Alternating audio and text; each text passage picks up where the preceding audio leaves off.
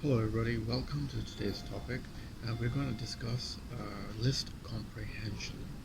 This video is for anyone who is studying for Python programming and they want to get into the next level using list comprehension. So we're going to discuss what it is, but first have a look at this clip. Have you looked at my website? The link is given inside the video's description box. And I'm going to give 2-3 examples of using list comprehensions within Python code and then discuss the key points.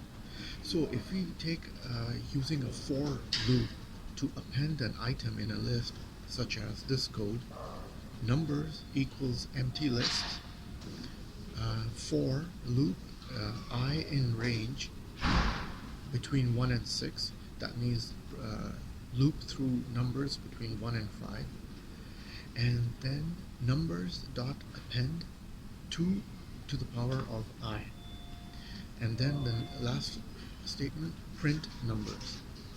And this code should give you these results: 2, 4, 8, 16, and 32, and that is the result. And if we use the same code using list comprehension instead of using an extensive or of using a for loop, we can just use list comprehension in its place. So is use numbers equals list 2 to the power of I for I in range 1 to 6 and closing the list. And then just get the next statement, print numbers. And then if you run the program, you get a list of 2, 4, 8, 16, and 32, which is exactly the same. Now see how simpler that was using list comprehension? It makes the whole code very compact. Now let's have a look at another segment of code using list comprehension with the if statement. So we use first import the math library, then we do the numbers equals, for example, 49, 64, 81, 100, 121. And we make a new list equals math dot square root bracket n for n in numbers and closing the bracket, and then we do print the new list. What this should give you is, it should give you, for 49 it should give you 7, for 64 it should give you 8, for 81 it should give you 9, for 100 it should give you a 10, and for 121 it should give you a 11. Now let's have a look at the same code using list comprehension with the if statement. So we do the new list is equal to math dot square root of n for n in numbers if n is percentage of 2 equal 0 and closing the list. And then we just do the print new list. So what only if the numbers are even, display the numbers as even. So you get a list of 8.0 and 10.0, because there are other numbers, 7, 9, and 11 are all odd.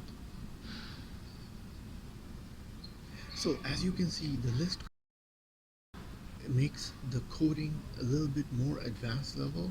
It's sometimes difficult to read, but it shortens the code into one-liner codes syntax, and it takes away all the other lines of code. The key points of list comprehensions are: list comprehension is an elegant way to define and create lists based on existing lists. List comprehension is generally more compact and faster than normal functions and loops for creating lists. So it's much faster if you do it in one line syntax instead of for loops and other lists creating variables and having more lines of code. However, we should avoid writing very long list comprehensions in one line to ensure that code is user friendly. So we should always make the line of code easier and simple, not make it very complicated with too many booleans or if statements, for instance.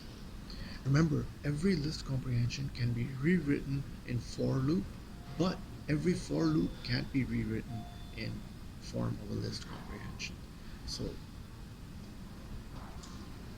I thought I'd bring this topic up to highlight because it is a very important part of segment of coding, because in as a data scientist you'll see a lot of examples of arrays and lists, and dictionaries will have this complex segment of code, and this code is hence called list comprehension, and you will encounter them a lot in complex programs, and this is the definition of the type of code that we just discussed today.